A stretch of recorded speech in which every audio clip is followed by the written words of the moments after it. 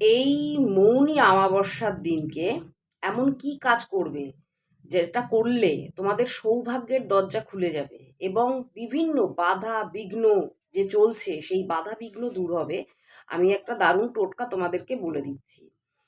তোমাদেরকে সকালে ঘুম থেকে উঠে স্নান টান করে নিয়ে পরিষ্কার জামা কাপড় অবশ্যই পরবে, পরে তোমরা একটু টাকা নিয়ে মিষ্টির দোকানে চলে যাবে। মিষ্টির দোকান থেকে তোমরা নলেন গুড়ের, এখন যে একদম নতুন গুড়ের যে রসগোল্লা হয়, নলেন গুড়ের রসগোল্লা তোমার সামর্থ্য অনুযায়ী, যে কোনো দুটো হোক, তিনটে হোক, চারটে হোক, তোমার সামর্থ্য অনুযায়ী তুমি কিনে নিয়ে আসবে।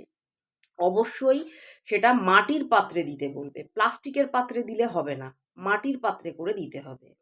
এবং ওখান থেকে নিয়ে তোমরা মায়ের মন্দিরে চলে যাবে। মায়ের মন্দিরে গিয়ে ওটা প্রসাদ হিসাবে দেবে এবং মায়ের মন্দিরে তোমরা পুজো দেবে।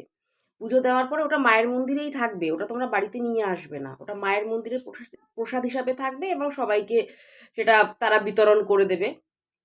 তো এইটা তো যদি যদি তোমরা করতে পারো প্রত্যেকে, তাহলে দেখবে তোমাদের সৌভাগ্যের দরজা খুলবে এবং বাধা বিঘ্ন যে আসছে প্রতিনিয়ত সেটা কাটবে।